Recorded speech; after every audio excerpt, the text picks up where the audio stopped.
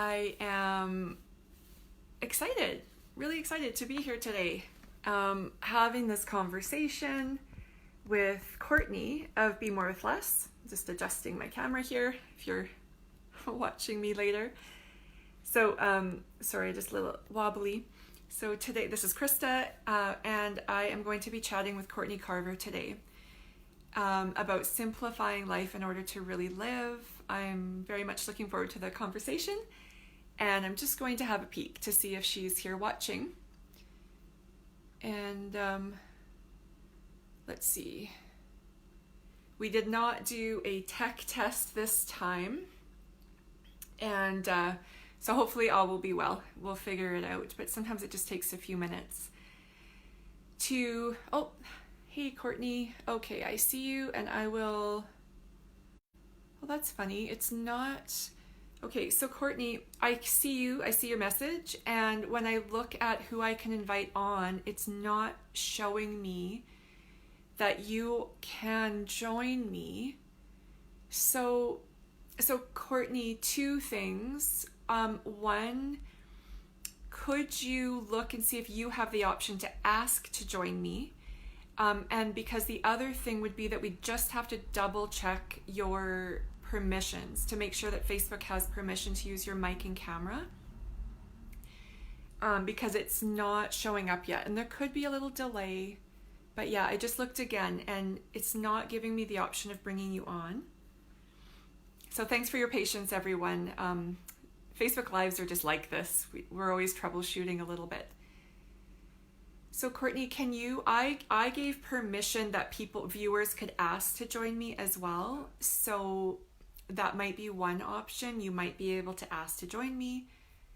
And otherwise, we may, let's see, yeah, still nothing. Otherwise, there's a couple other thoughts I have. One, you may need to go back out again, even go off of my page for a sec, come back, refresh, and then try again if permissions are on for Facebook. Those are the two things I can think of right now. So I'll just wait to see a response, and I'll just give a little teeny preamble for the folks who are already here, and I'm sure we'll get this sorted out. And sometimes, admittedly, Facebook Lives do take a couple tries to get things working, but I've never had one not actually be figure-outable. All right, so many of you probably know who Courtney is. She's an author. She is also owner of Be More with Less. And hi, Beck. She runs Project 333. She was the originator, creator of that project, which is sort of a minimalist wardrobe type project. And she does this tiny wardrobe tour around at least North America, I think. Anyway, she has a lot of really fabulous things going on, but deeper than that, I actually really want to talk to her human to human about her approach to life and her why. So I'm just going to have another look. See, yeah, I'm still not getting any viewers that I can bring on. Nothing is showing up for me. So yeah, okay, Courtney, I'm just looking. Hi, Joanne. Hi, Beck. Juliana. Okay, so yeah, so Courtney, I'm sorry. Maybe, do you want to just try, just exit, come on back, just because I don't know what else to do? If you don't mind, I know you will have already done this, and just triple check whatever your permissions, just in case, and then come back, refresh, and just see if it's just like a little glitch or something. And then also, I wish I could say where that invite would be. Can anybody else see the invite? Like, I've turned on permissions where it says you can actually ask to join me on the Facebook Live. Can you guys have a look as well and see, does that show up for you, and where? What does that look like? Where is it? And that might help Courtney and I figure this out as well. So let me know. Beck, Joanne, not sure, Juliana, if you guys have a chance to If you could, do you see anything like that? Don't see an invite. I'd love to join. Don't see an invite. Okay, is it a green type circle? It might be Beck. I never see it from that side. I'm always on this side. But when I can invite somebody on, it's always a green video camera. And Beck, you said it's alongside the comment section. Yeah, so right now somebody's asking to join. Okay, so Jenny is asking. Okay, so you guys, I think it's Brigitte. I'm not sure if I'm pronouncing your name right. And Jenny, can you share what you clicked in order to ask to join me? A green thing. Okay. All right. So, Courtney, you might be gone at this moment. In case you're here listening, they're saying it's a green button by the emojis. Okay. Thanks, Giovanna. Good, good, good. Okay. It's hard. I have to kind of scroll to try to read comments. It's hard to... Okay, good. I have to probably keep it like this so I know when Courtney's back. Okay, well, we'll get this going soon. I'll just wait for Courtney to be back. And let's see, a green button. Yeah, so Brigitte and Jenny, yeah, I see that you guys have asked, so that's perfect. Thank you so much for testing that. All right. Okay, so Courtney, if when you're back, everybody's saying that there's a green button that is a join button, and it's somewhere by the emojis in the comments, I believe. And you can maybe use that. A green circle at the bottom. Yeah. Not sure if it's a... Yeah, you have to use... Julianne is asking if it's a laptop versus phone thing. And yes, we need to use phones for the split screen Facebook Live, which we're doing. Yeah, it needs to be a phone. Okay. Well, I'll just pause here. Well, actually, I'm not going to pause. I'm going to keep talking to you. And when Courtney comes back, we'll try again. Thanks for your patience, you guys. Next to the like button. Okay, perfect. Jenny, thank you so much. Just peeking again. Almost there. Okay, cool. So, Courtney, I don't know what you've heard or what comments you've seen, but next to the like button, there's a green... Oh, perfect. Okay, you found it. Excellent. Wait, it's not showing you. It showed me... Wait, Courtney, you might have to try that again. It showed me that you asked to come on, and then I lost you somehow. So you might have to click... Oh, no, there you are. Okay. Just hide.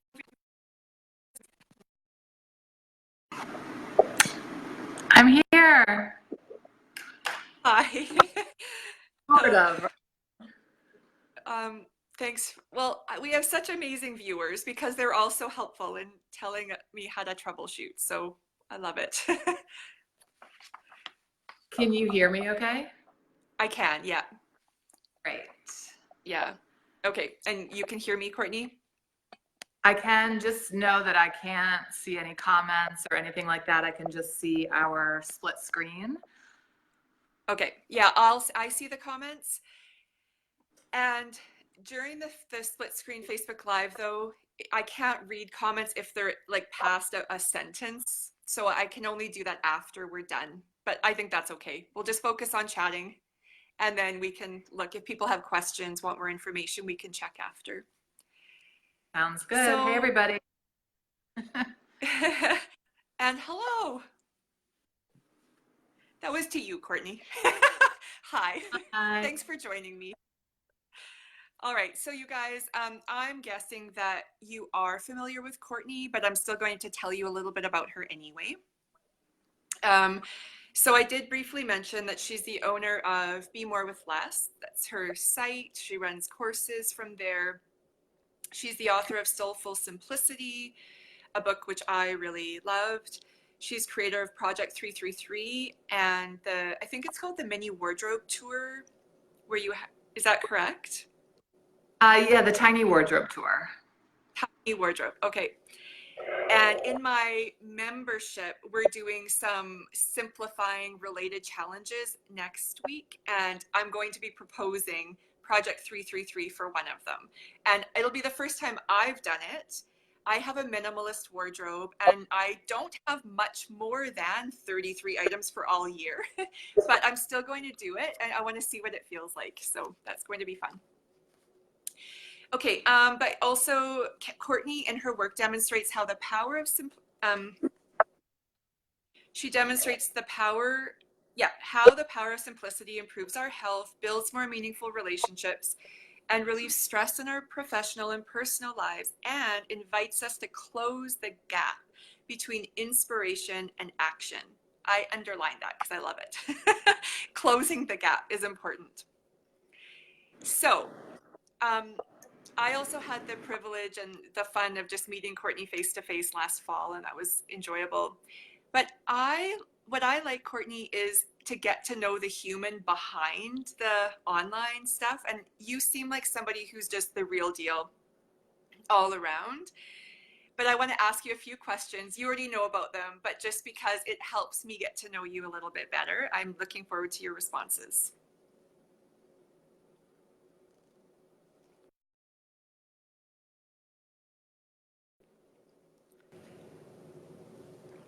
Oh, okay, guys, we lost Courtney. Something happened. I think she froze. And so we're going to bring her back on. Hi, you guys. Mary and Brigitte.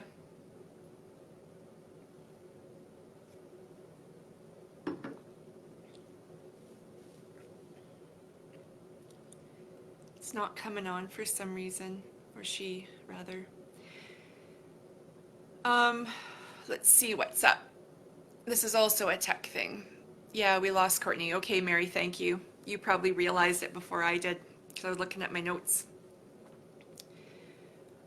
It could just be oh, sometimes that's a Wi-Fi issue, right?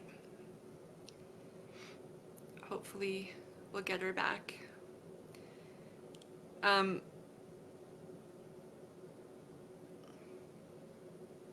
Okay. Hi. Hi. So here's the problem, I think, and maybe there's a way that I can bypass this, but because I'm on my phone, if I get a call or a text, it bounces me Oh, yeah. out. So I'm not really sure how to turn things off or change the settings, but maybe no one else will call me and we'll go from there. I'm sorry. Yeah. No, it's okay. Yeah, no, you're right. I don't know actually what to do either because sometimes I'm running Facebook Lives and I'm swiping off texts and phone calls but it doesn't usually kick me off completely. That just creates a gap. So I don't know. We'll just wing it. We'll do our best. Okay. Okay. All right. So a few quick questions to help us get to know you better, Courtney. What's lighting you up these days? Wow, so many things. First of all, it's fall in Salt Lake City, Utah, where I live, and I really love the cooler temperatures and hiking this time of year. So my weekends are all about foliage and getting my shoes in the dirt, and that is, on a personal note, definitely lighting me up. And from a business perspective, my new book, Project 333, is launching soon. It's actually already available for pre-order, but officially launching in November. So that's really been very exciting. Nice. So, if you want, you could add a link in the comments after so that we could hop over and check out your book. Sure, I'd be You want happy to do. pre-order? Yeah, thanks. Okay. Cindy suggested that you can put your phone on airplane mode for Oh, the notification. if it happens again, I'll do that. But to get to airplane mode, I'm going to lose you again. Okay. Let's Yeah, hear no for worries. Thanks. try that. Okay. All right. So what's something you said you'd never do and now you happily do? So many things. I always said I would never drink for instance, like green juice and smoothies, and I do that happily on a regular basis. I have, let me think.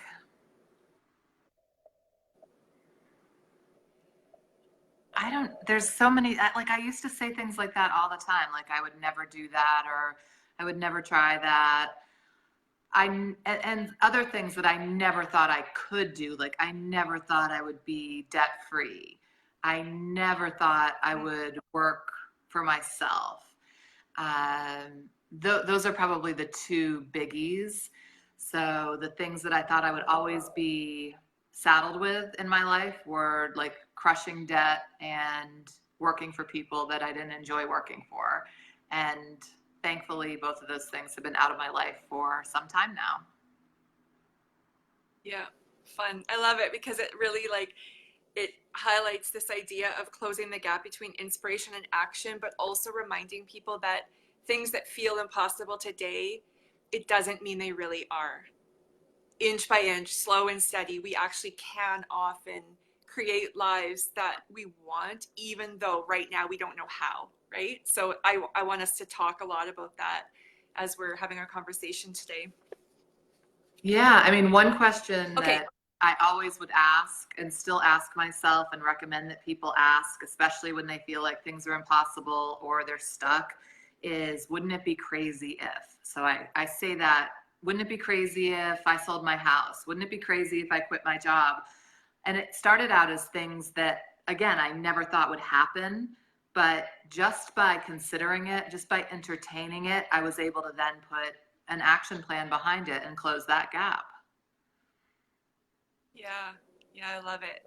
I've done the same, although I haven't used that phrasing, but I'm very much a kind of vision oriented person where I'm like, I actually believe a lot of things are possible and I'll prove it. I'll create the plan and start moving towards it. And it's amazing what I have been able to see come to fruition because I've been willing to kind of just start moving that direction. And that stresses out my husband. My husband is more like, just what's today? What do I need to do today? And he's super responsible, but it stresses him out to think too far ahead. So we sort of work well in that way. I feel like I'm often like moving him with me, but he's also happy to have me do the work. So, okay. So the third question I wanted to ask you, except I'm sneaking in a sort of part B, is so you guys, if you don't know, or maybe you could check out Gretchen Rubin's 4 Tendencies. I really love it. I love all personality models, but it's super simple to identify, but really helpful to know how we respond to inner and outer expectations. And this can be really good information when we're trying to build new habits. So Courtney, what is your tendency based on her 4 Tendencies model? Yeah, this surprised me. I kind of guessed what I was before actually taking the official quiz, but according to the official quiz, I'm a questioner. And I think I thought I was an upholder, but I'm definitely a questioner. And I think I dabble in the other tendencies, but questioner is my primary tendency. Okay, mine too, with rebel leanings. So, okay, and I'll add the quiz. I'll add a quiz in the comments so that if you listeners aren't familiar, then you can check it out. And like, it's really easy to identify your type. But then the more important thing, it's not really that useful to just know your type. It's to apply it and think, well, if we're talking about simplifying life in order to really live, how can we use that information about who we are or how we act in the world, and then leverage that to accomplish the things that we want? So the part B is, Courtney, are you a moderator or an abstainer? I'm really curious about this. I'm an abstainer 100%. Yeah, it's much easier for me to have none than one. Okay, I was really curious because I'm watching you talk about your choice to give up alcohol, your choice to live debt free, etc. And it's like I can see that when you decide to do something, you're just like in. That's what it seems like from the outside.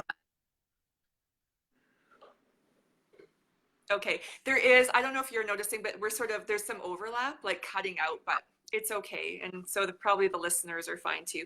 But okay, you guys, so that's another part. You can find out if you're an abstainer or a moderator. And then if you, and I'll link to an article or something to help you figure that out. All right, so let's just dive on in then to my first question. And you, in 2006, you share that a diagnosis of MS changed your life. You wrote, I left the cubicle and cried all the way home. I thought my life was over.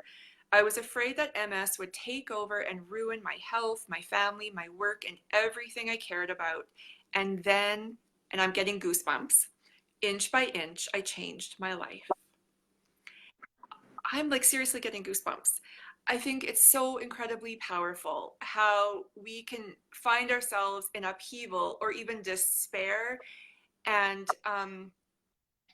somehow come out of that place transformed in a positive way.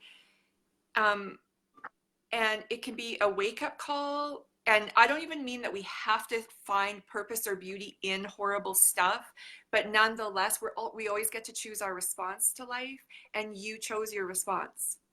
And I also love how you talk about inching your way forward, which is really powerful. Because it sounds so real, right? You're not saying like, oh, I just miraculously became this completely different person, but it sounds like it was hard work. Yeah, I don't know if it was hard work, but it was definitely slow work, and I enjoy that now. But prior to that, I was all about the fast and furious change and how we could get to the goal and what the metrics were and how we were going to do it and the logistics and who was going to be the best and the fastest. But that never really got me anywhere except sick and unhappy. So this new approach to change for me, this very slow and steady and intentional approach, worked so much better. And it's not that, I got this diagnosis and all of a sudden I knew what my path was. I had no idea how I was going to change. I just knew that I had to change.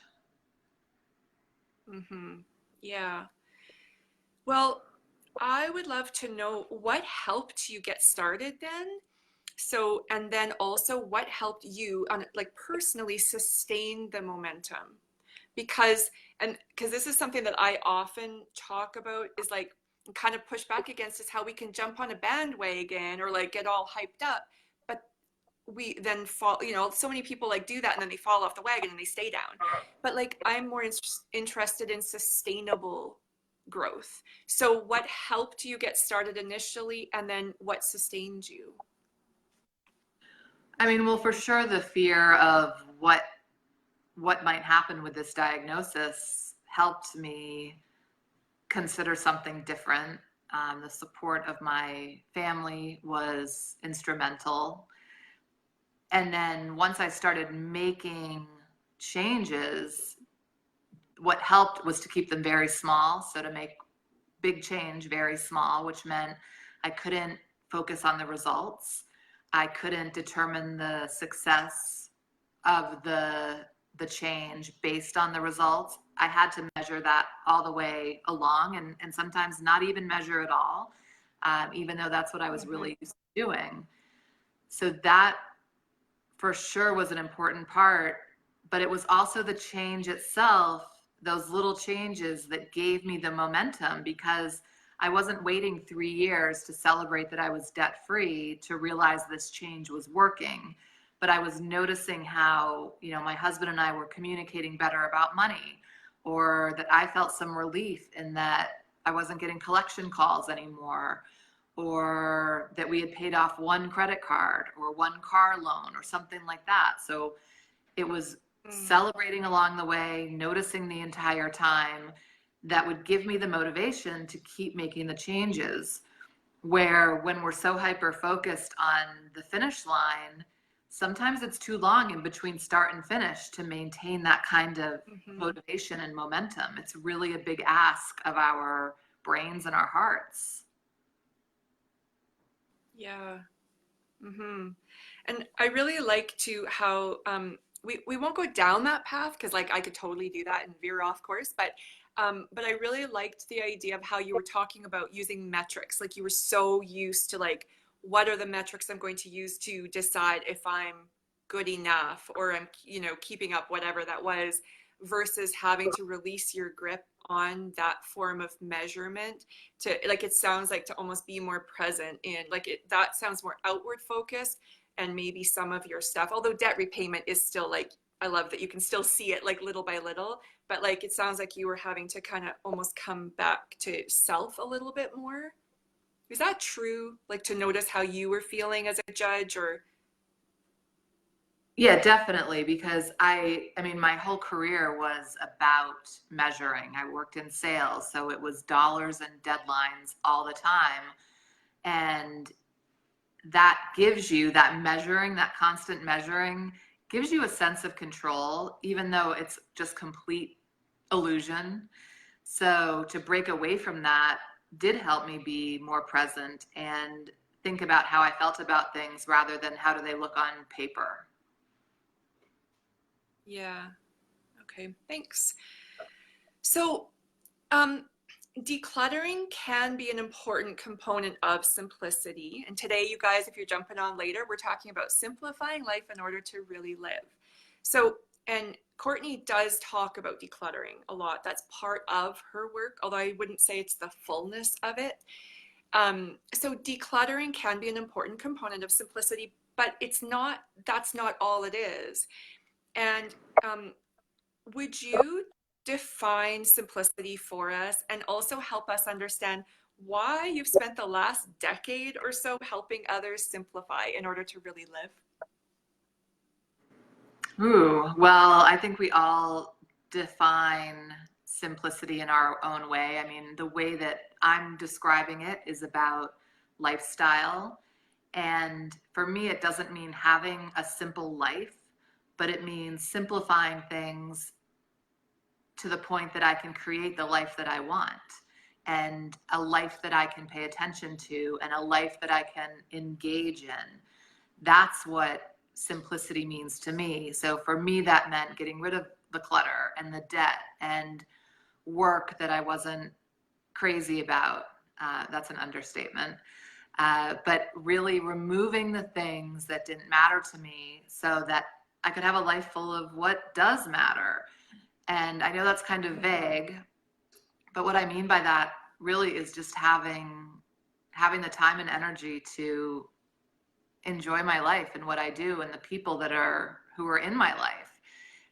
We take that for granted. I mean, I didn't have that so much prior to this because I was always focused on the next thing and I was always overextended in every possible area of my life. So it was really hard to be in it.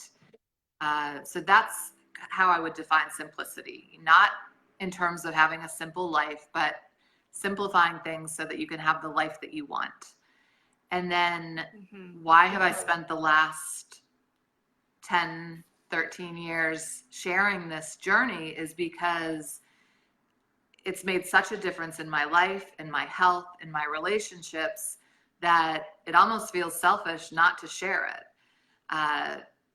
And I think in the beginning, I didn't really see it as this long-term plan. I really didn't know what it was. I didn't have a plan. But once I started writing and sharing things publicly via blog or social media and eventually writing books, I really was just amazed by the power of connection you can have through a phone screen or a computer screen. It was much more impactful than I thought it would be. And I've made wonderful friends in the process. So I'm doing work that's constantly adding value to my life, which is really cool. One of those things I never thought I would be able to do. Yeah.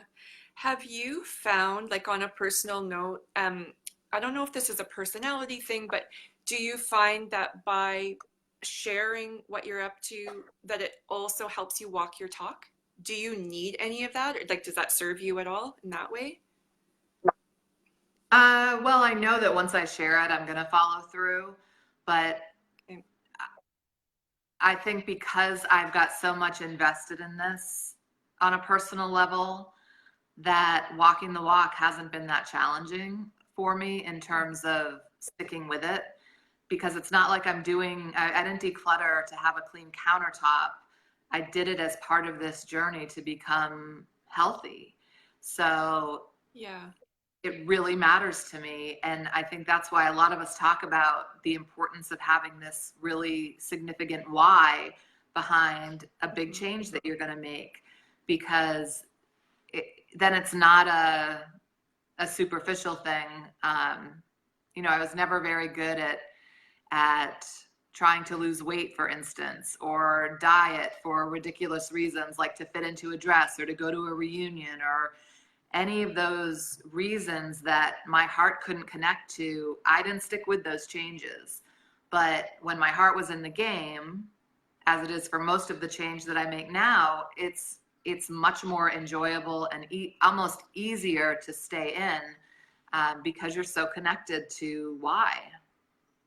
Yeah. Yeah. Okay. Thank you.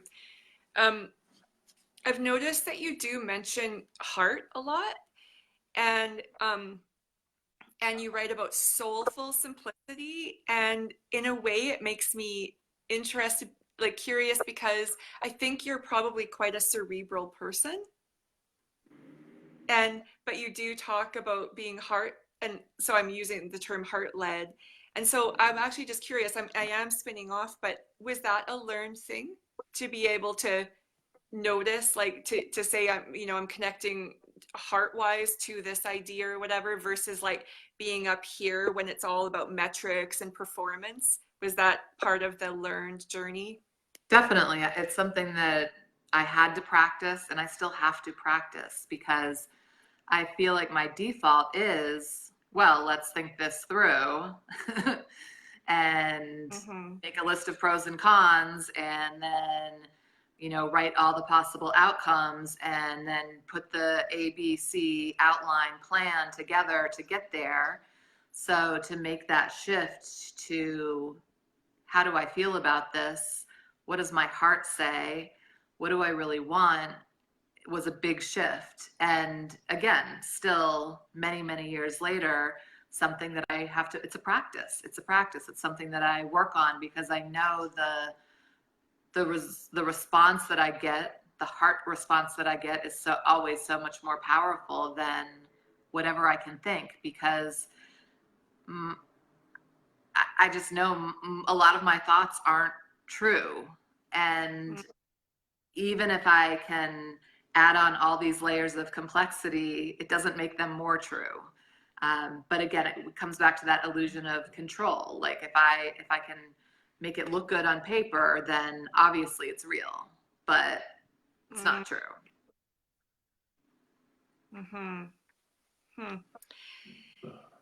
So, one of your Facebook quotes reads, "Getting rid of everything that doesn't matter allows you to remember who you are. Simplicity doesn't change who you are, it brings you back to who you are."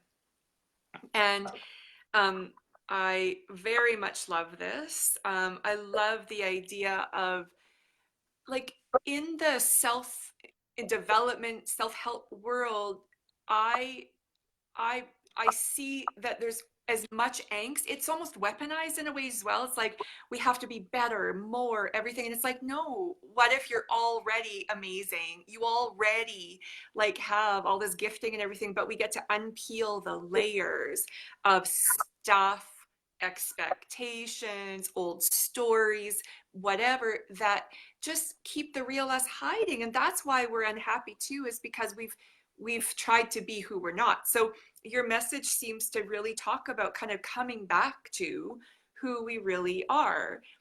And again, more goosebumps. I don't know why. It might be the concussion. Maybe I'm accessing a more emotional part of my brain today than I normally do.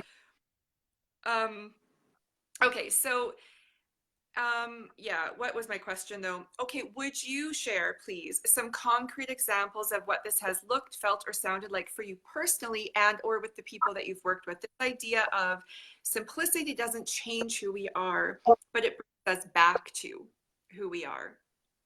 Sure. Well, just examples in my own life. And I mean, I think a lot of us, as we, become adults and set off on living the life that we're living, we do a lot of pretending and posturing and making ourselves the person that we think we should be.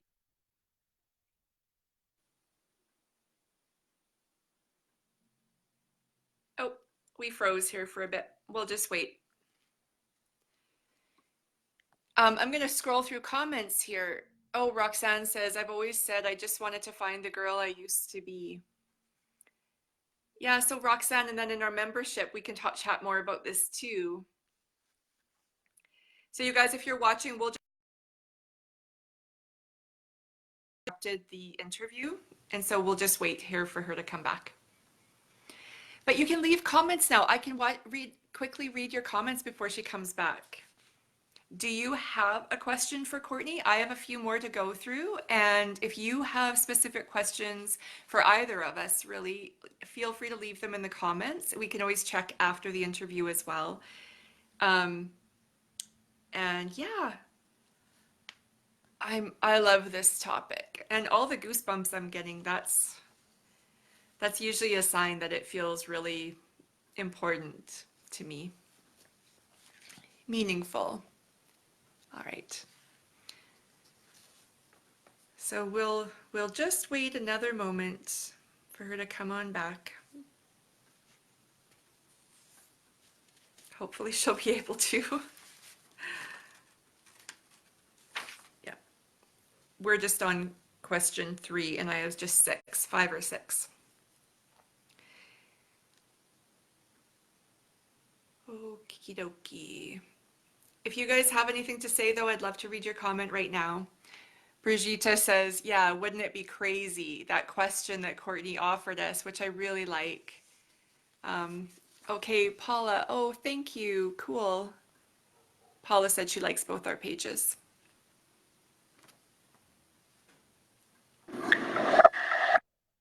I think I'm back. Hi. All right. Sorry, guys. I just put my phone in airplane mode, so hopefully that won't happen again.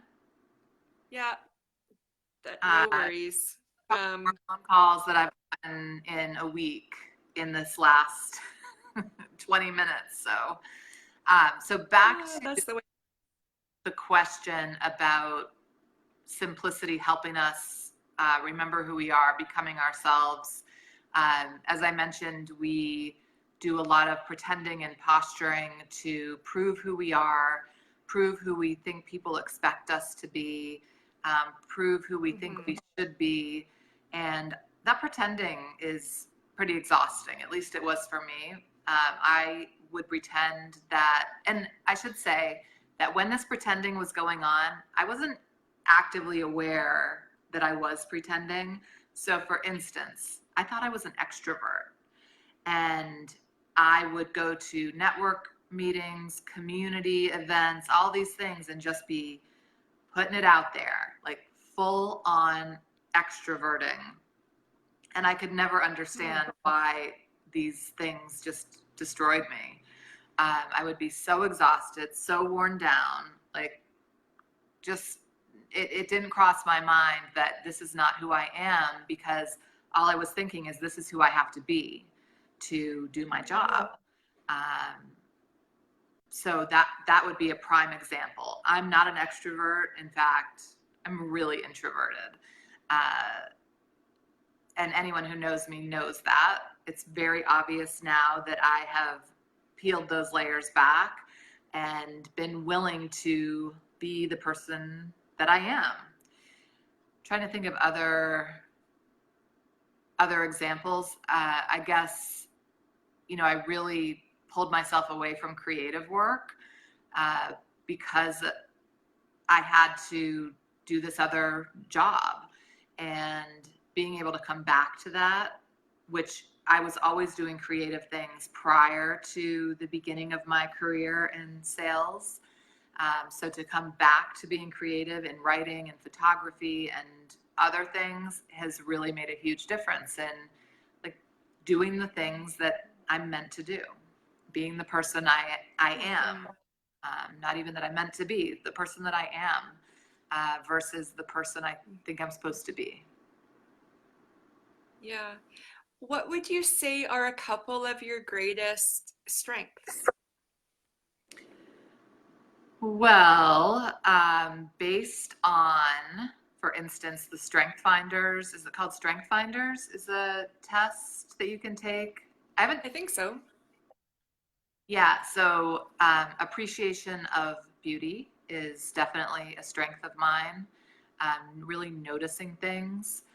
And I think since simplifying my life, really showing up and being present in conversation and in my relationships is a strength that I wasn't connecting to at all before, because again, just so distracted and like trying to do everything.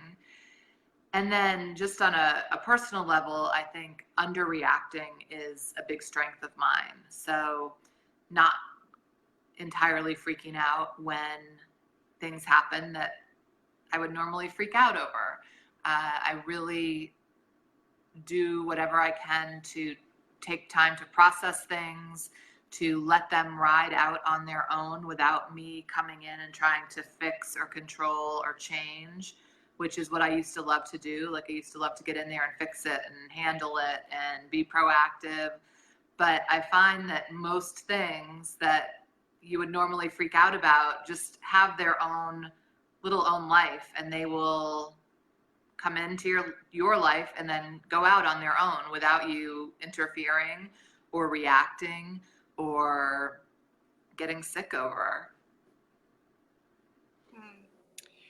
Um, yeah, and I agree. I'm very much still learning that though, because I certainly one of my security, the ways I try to feel secure in the world is order, control, you know, I'm very responsible and orderly and everything. And I found that, yeah, life just doesn't want to go with my plans most of the time.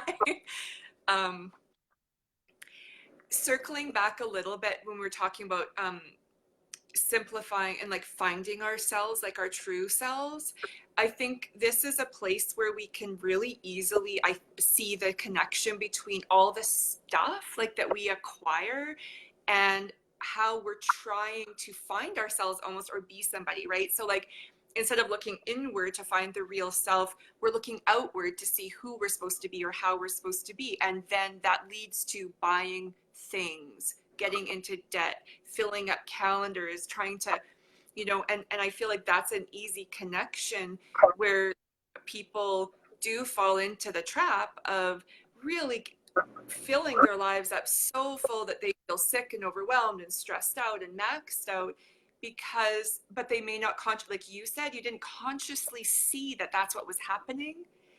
um and sometimes it's Yeah, neat because, oh, go ahead.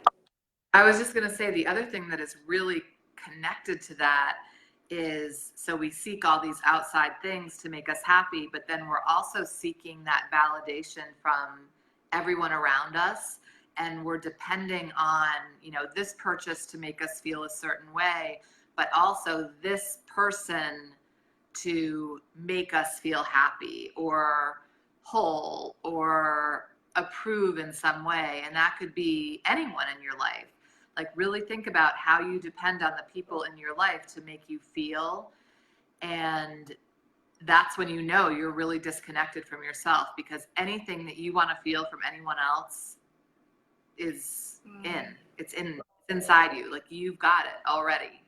And I know we've learned this over and over again through fairy tales and other situations, but once you really experience it for yourself, it doesn't make you love those people in your life any less, but it makes you really care a lot less what they think about you, which makes you better able to be who you are. And in most cases, that connection even grows stronger with the people around you.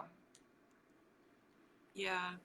Yeah, I'm very much in the thick of that. And but honestly, Courtney, even in my experience of working online, where I find that it's you can end up being busy trying to like fit into a crowd online if we have online businesses or make other people happy and things like that. And it's like I'm constantly saying, no, that's not who I am. That's not why I started this business. I'm okay right here. I don't need a like, but it's like I am being invited to practice this on an ongoing basis, even though I don't fall into the trap of stuff. But now it's a new arena for me to practice and notice like what comes up for me. I wouldn't say it's always comfortable, like, but I really love that I can see the freedom and I can also see the truth that the reality is I actually don't need to fit into any crowd. I don't need accolades. I don't need that to do the work I love. Like it's like but still I'm practicing. It's not like I've found my way through. It's like it's just a new training ground really for me to keep Sure. practicing and to be real about who I am, what I want, what I say I believe in and my mission.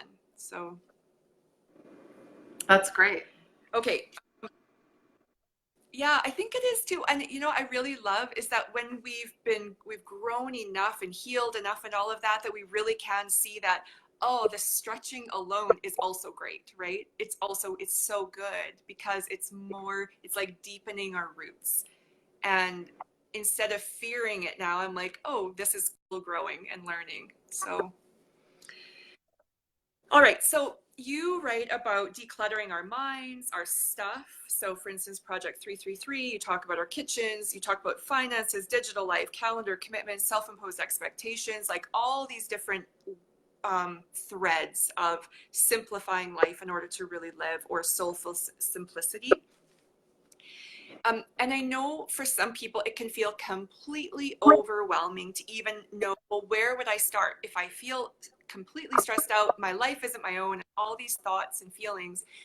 Do you have a sense of where somebody could start? Like it could be one, two, or three places that you have found to be really like healthy, positive starting places, and then like why? Because like I even know in my membership right now, there's different reactions.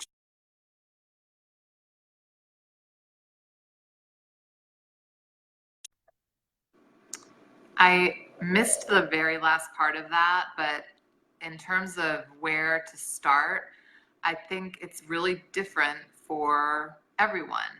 So I could give you a plan that worked for me, but that doesn't mean it's going to work for you. So, for instance, for me, I started with food in terms of simplicity, and I didn't know that's what I was doing, but my entire outlook in the very beginning wasn't simplicity, it was eliminate stress, because I knew that stress was causing MS exacerbations and inflammation within my body.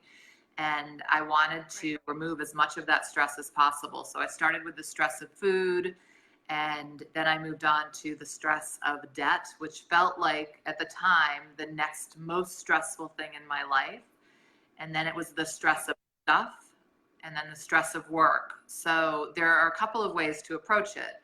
You can approach it the way that I approached my debt, in attacking the easiest thing first so that you can see some momentum. So the lowest credit card versus the biggest loan that I had, so that I could make that accomplishment, pay that off. Or you could look at the most stressful thing in your life and start there. So it would be easy for me to say, go simplify your junk drawer today, and then you'll have accomplished something, and you can then see the results and feel how that feels and apply it to the next change.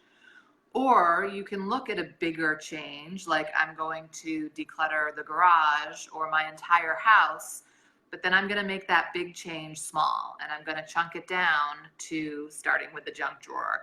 So we might still end up at the same starting place, but it just depends on how you want to frame that first step.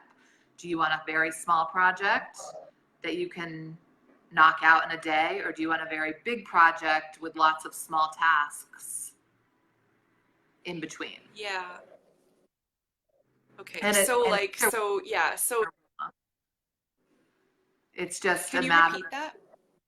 I was just going to say, neither one of those approaches is right or wrong. And Yeah. it might change on your journey in terms of how you approach it. So I don't think I approached every single change the same exact way. I'm sure I shifted along the way and did things differently, but you're still moving in the same direction. Right. Okay. So um, Courtney shares how she used Dave Ramsey's work to become debt free. So if you guys are interested in starting with your finances, or even to understand the idea, just the concept of a debt snowball, where you start with the easiest, most attainable um, concern or whatever, and you kind of tackle that, and then you move on to the next largest, because it can help you with this. And it's a little bit counterintuitive. Like some people might say, no, logically we have to start with whatever is having the biggest impact. So in debt, it might be the most interest, but he he encourages this idea of the smallest project, because then you do get this feeling of success almost, and momentum. But anyways, Courtney has a video on that, and we can also share the link, and so you could listen to that. But and then so otherwise, maybe pinpoint your biggest stressor, your current biggest stressor, and look for even one small starting point, right? As opposed to, I have to figure out my whole marriage. Perhaps it could be, I Yeah, could figure out a date night, a consistent date night, or something like that. All right. great. Because And so, once you start making a change, things shift. And then the things that you have left to change have changed. So that's why you can't figure out the 10-year plan of this life transformation. You just have to think about the next step. mm-hmm. And so, and then one other, like, I hope this would be a word of encouragement for people, is that um, it's more like, it's less concrete, but I really feel like any step forward is an act of saying yes to the change that we desire. And so it's less about understanding how we're going to get from here to there, and more about just saying yes to whatever, and we take the first step. And I really feel like then we hear the next podcast that gives us the next bite size bit of information that we need, and then that leads us to the next thing. And so I really love that process. So I always feel like, just start. It's in action that we find our way. It's not in theory sitting on our couch. And I honestly believe that for building a healthy relationship, a healthy business, whatever, it's like we start, and then we find our way. So Sure. But we okay, also sometimes have to rest, right? oh yeah. So I'm not definitely not saying it's all about action in life. I'm saying, but choice to move towards, yeah, with a Yeah. lot of rest and all the healthy things. Yes. Okay. Well, I was going to ask you too, I still want to, do you have suggestions for people for sustaining momentum? Understanding that it's a unique journey and everybody's starting at a different place, but what have you found though? Like some ideas would be, a mantra, a particular mindset shift. Did you use accountability? It sounds like little rewards might have come into play in your own life. I'm not sure. A favorite resource. Do you have any thoughts about what you could offer other people that has helped you continue, or your clients, or yeah? Yeah, I think consistency over intensity is has been the secret for me. Consistency over intensity. So instead of really pushing and forcing and trying to do it fast, be consistent about it. So a little bit each day is going to be so much more powerful than just trying to get it done in a weekend, whatever it is. So, for instance, for me, in meditating, like I'm very consistent. I meditate every single day. And that in itself has given me more clarity and motivation and momentum for other change. So maybe think about what you need to sustain that change. So it could be a meditation practice or a yoga practice or a walk around the block every single day. It doesn't have to be anything big. It just has to be consistent. Right. And then I'd love to tie that back into the idea of the 4 tendencies. So if you're listening, like, it can be helpful to understand your tendency, because that can help you know what do you need for sustainability. So certain people with, let's say, the upholder tendency, not the upholder, the obliger, they do good with external accountability. So that information might help you figure out what do you need to keep moving. All right, so, oh, I forgot I had talked about the video about your debt-free journey. So I had already referenced this, but in Courtney's video about her debt-free journey, she shared how a couple women in her life say, we're not needy, we're wanty, and gave me a belly laugh. But I like how that highlights that they're owning that they want things. It's not about need, and we can differentiate between need and want. And this idea that if we say yes to the deeper work where we kind of get to the roots of our issues, we'll have more freedom, more insight and clarity, and then it's more likely that we will sustain. Alarm keeps going off to pick up my daughter from school, but her dad's getting her. So we want to get to the roots of our issues. So for instance, just an example is, like, if you're habitually shopping on Amazon late at night, the root issue could be loneliness, or the root issue could be a feeling of rejection while everybody else seems to be having the time of their life and you're sitting home alone. So when we can see the roots, then we can now deal with it, right?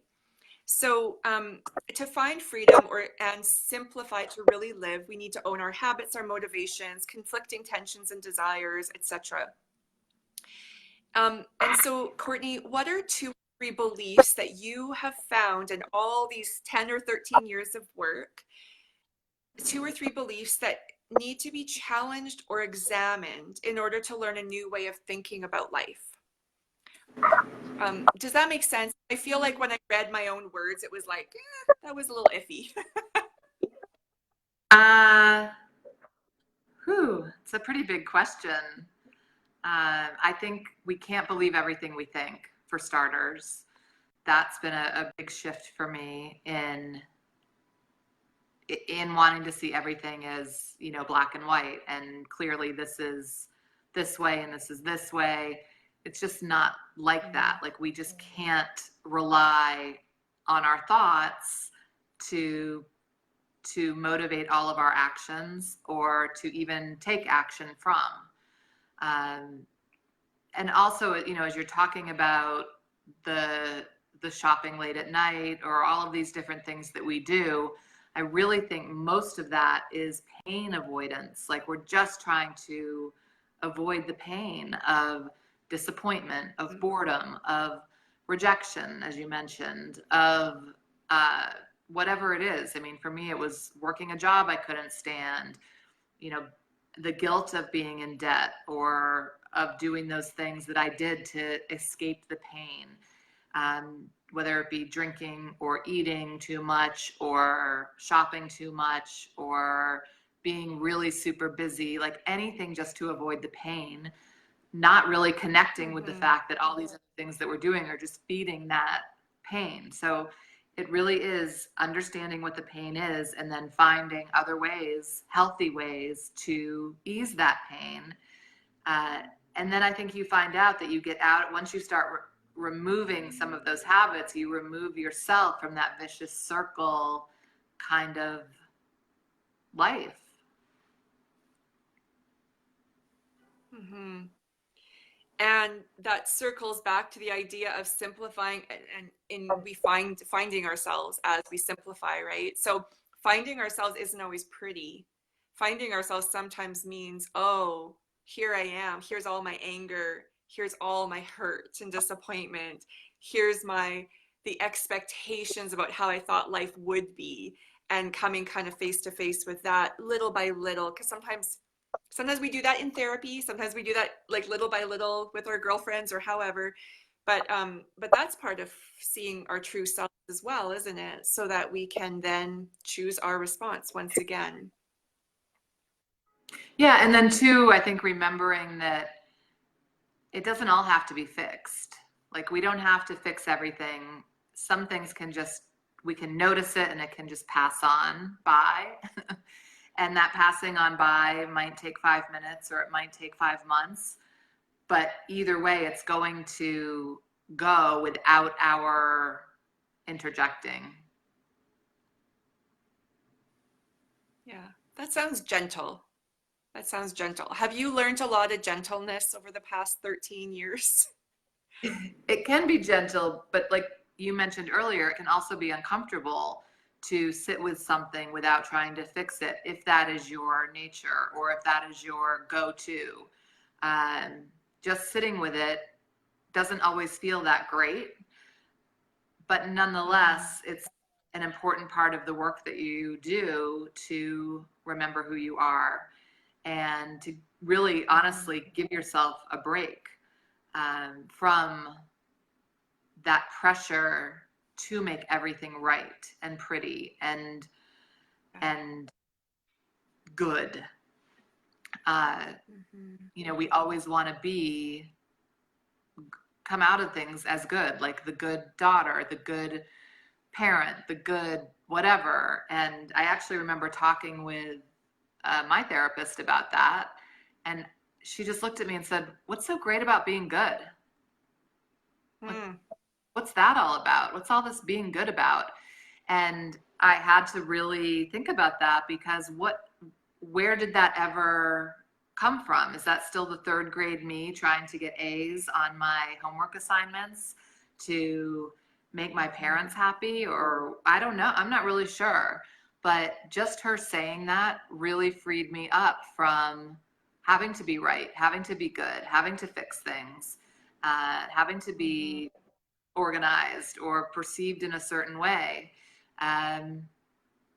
Because I'm just only as good as I am, and no amount of forcing or pushing is going to make me more good. Yeah.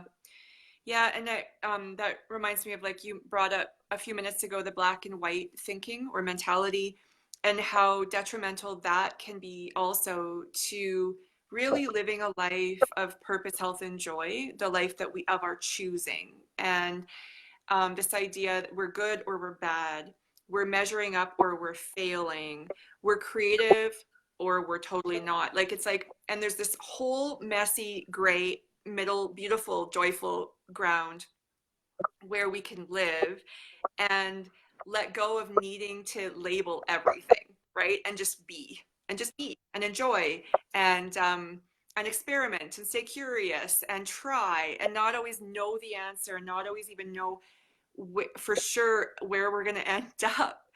And Well, we don't. loosening our grip on all of that can create. No, we don't. It's that illusion, right? Yeah.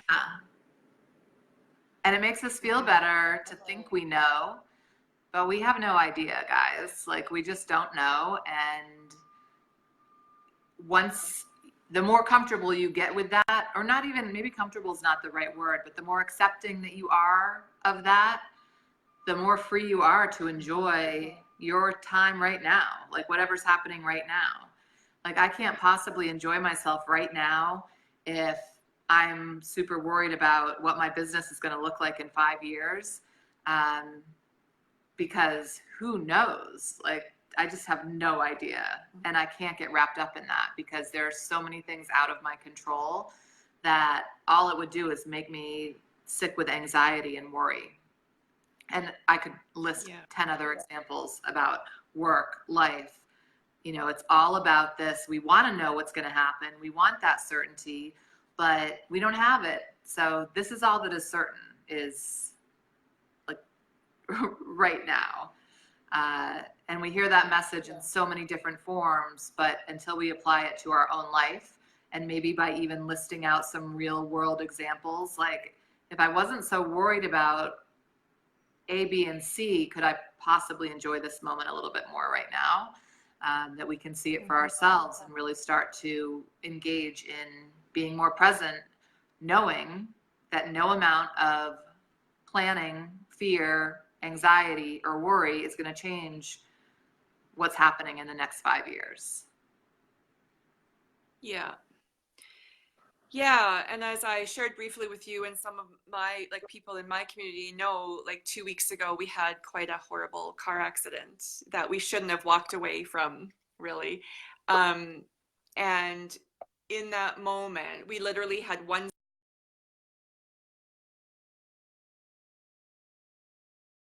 and it's been, and I already live my life like that, knowing like what if, and not morbidly, but like I want to live every day like it could be my last. It actually could be. So that means the people I love know I love them. You know, I don't want to worry about what so and so thinks of me, who has no impact whatsoever on my life, because I want to be here fully present and enjoying, like you said, the fall, the crunchy leaves and beautiful color. But it has been like, that's years of practice, years of choice, years of pulling my brain and heart back to this moment and this day.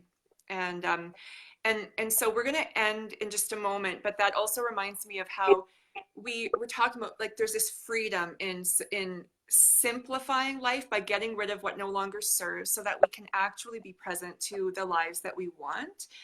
And how I just feel like even how we've meandered in this conversation just reminds me of how light we feel when we just slowly release the things that we don't want anymore, you know?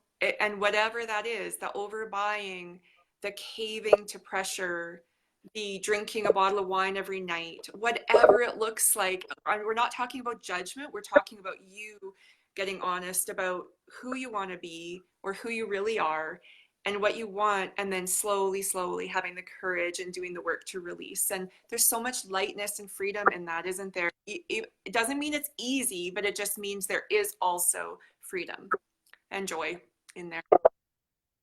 So Courtney, is there anything that we didn't touch on though, and you want to let people know? It could be about your work, something you want to tell us about so we can come check it out, just anything. Oh, wow. No, just thank you so much for taking the time to have this conversation and inviting me in. It's been wonderful. I've really appreciated it. What wonderful. I'm so glad that we get to chat to you. All right. Well, would you mind just telling us what's one of your favorite places to be online, and then people might want to come follow you if they're not already? Sure. Well, I blog every week. I send about 2 emails a week from my site, bemorewithless.com. And then Instagram is probably my social media channel of choice. So pop over and say hi. I'm on Facebook too, but I really find Instagram to be the best in terms of connecting for me. Mm-hmm. And I think you do weekly live stories, Yeah, don't you? You jump on live. but I do some Instagram live calls over there, and we're going to be popping up a schedule pretty soon for the rest of the year. So happy to help in that way too. Fun. All right. Thanks so much, Courtney. I just loved chatting with you and hearing more about your journey, and just even getting to know you a little bit more. So thanks for just sharing the link to your book, your new book, in the comments as well, and we can go check it out.